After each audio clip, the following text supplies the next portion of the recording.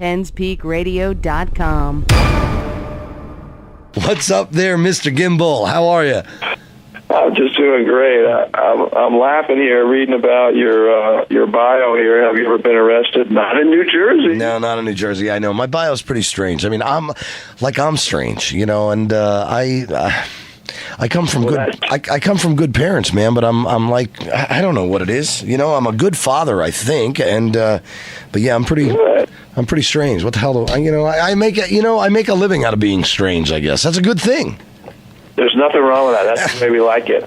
That's the way. I'm on the same page. You know, I had a policeman pulled me over the other day for speeding. Okay. And he said, "Why are you going so fast?" And I said, "It's not my fault. The car's too fast."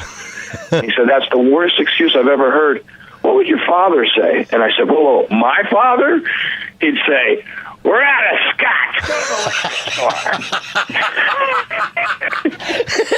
We're on the phone. This is a great way to lead into an interview. We're on the phone with the incomparable Thom Gimbel of Foreigner. And I heard a lot about you guys from a friend of mine who has seen you guys, who has, they've been backstage with you. You wouldn't know him by name, but he's been on a one-on-one basis, my buddy Rob.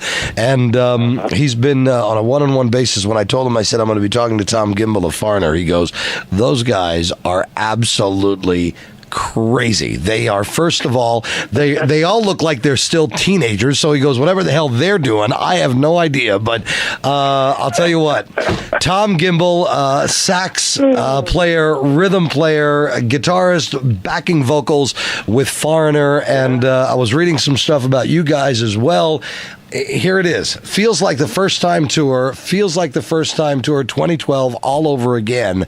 You guys still have that much energy, and I can tell just with being on the phone with you. We sure do, and we're not really sure why, but we're trying not to overthink it and just go with it. That's awesome. We're not stopping. Can't slow down. That is awesome. I can't wait, man. It's rocking the house. Like, I remember, feels like the first time. I remember that on vinyl and 8-track, going back into that era and hanging out with a girl that I went parking with, and I swear I didn't know she was married. That's a true story. It's like, wow. It's like, here I am. I remember Foreigner on 8-track or cassette. I don't remember. I think it might have even been cassette. I don't know what the hell. That goes back too long. But one thing I do remember, I didn't know she was married, and I didn't find out till after the fact. So. Oh, wow. Obviously, if she's not wearing a ring, you can't be. That's right. She was fun, though, man. That's all I can tell you. So here's the deal with Thom Gimbel. Tom's on board with Foreigner for, since 95. But let's start it out with you a little bit, and not to shy away from Foreigner by any means, but Aerosmith tours. That had to be fun. Sure. Yeah, that was just an incredible thrill for me. It's hard to put into words because when that band plays together live, there's something special that happens. It's 5 of those guys. It's like the old E = MC squared. Every part of that equation is essential. And when those 5 guys put on their instruments and play and Steven sings, it's just an incredible thing, and it's equal to the power of E = MC squared. Yeah, I look at it. There's another band. I mean, let's face it. My age, and you guys aren't too much older than I am, but it's like my age. We grew up with Foreigner. We grew up with Aerosmith. We grew up the likes of the Styx, and I mean the music is certainly it's timeless. I mean, it's just timeless. Well, it's interesting also because these kind of songs, these kind of bands, this is music that really means something to a lot of people. Mm-hmm. I mean, it really means something. It's important, you know, and that's why when we go out and when we play live, we're trying to make sure that everybody gets what they expect, because the songs are important and they carry these incredible memories with them. Yeah. So that's why we're always just trying to make sure that we're true to the form, and you know, that way it triggers the proper response. You know, when your memory bank just fires like that, music can trigger it. Does it? Wonderful feeling. Does it get ever? I mean, and that means a lot to people watching this show. And you hit on a great point where you're there. You can't be sucking on stage, even though it's been a bad day or a bad night, and you guys are doing this for a long, long time. But does it ever get old for you guys? I mean, I don't think it really does, just by the excitement you have. But I mean, does it ever get old? No, and I don't think it can. All of us have chosen this life because it's the life we wanted. Right. If there's ever a second of sitting around in an airport because a plane's been delayed or something, or you're just kind of feeling homesick or whatever happens out there, it really only lasts about 1 second. And you say, this is the life we chose. Yeah. And honestly, after doing it for so many years, we're not sure what we would do otherwise. Yeah. Thom Gimbel with Foreigner. I have to go back, reading some of your bio as well. I have to go back and what was the name of your high school band? I thought that was very catchy. Oh, no. I don't believe it.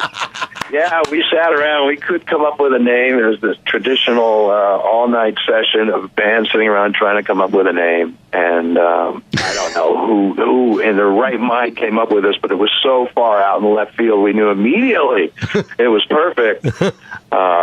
And they couldn't even print it in the newspaper.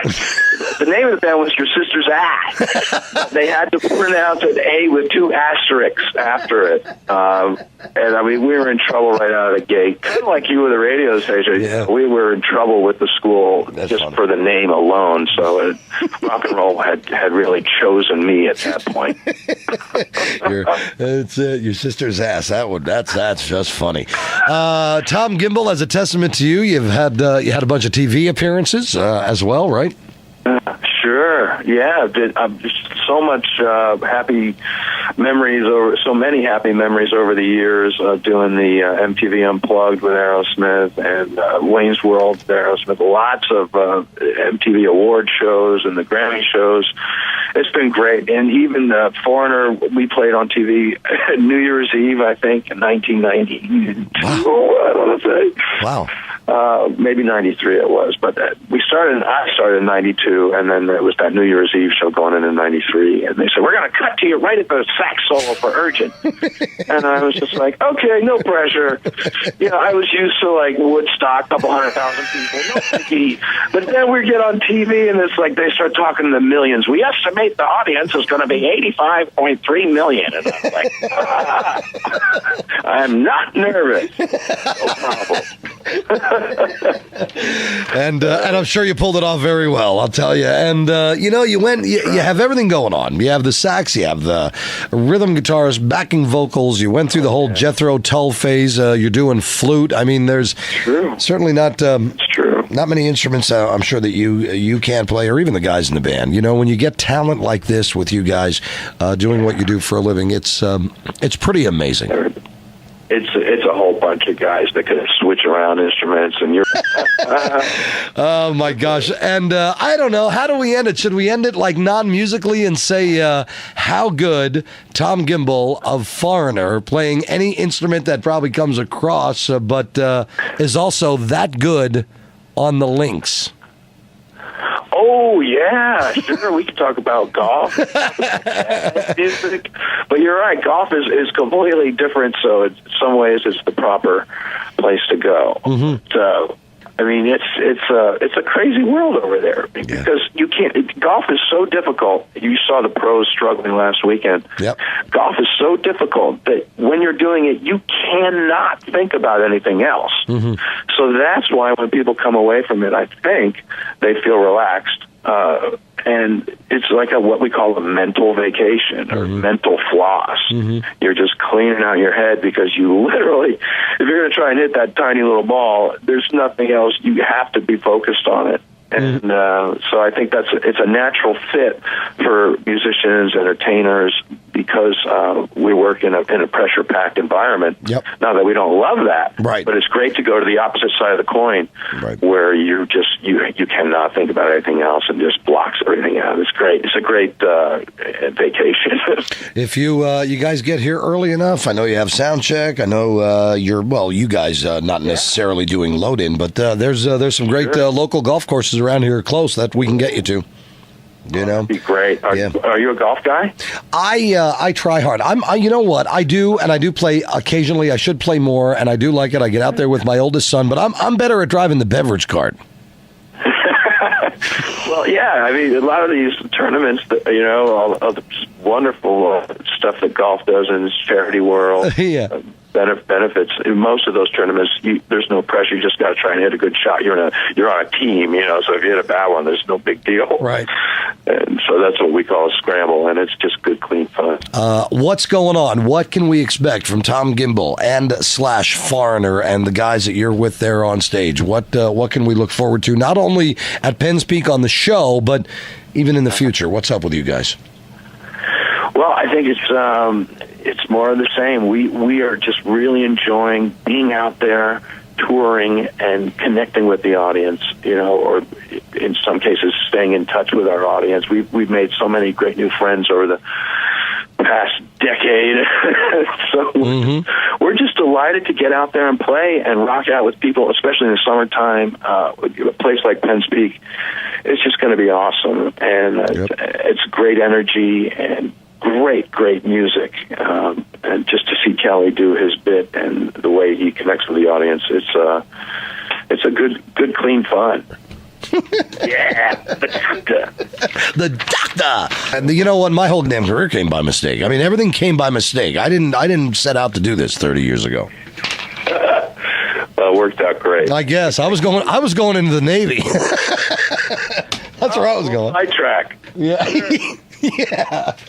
I was going to be in an Army marching band, too. I just didn't quite go that way. See? There you go. There we are. I don't know. Tom, you're the best, and we'll talk to you soon, buddy.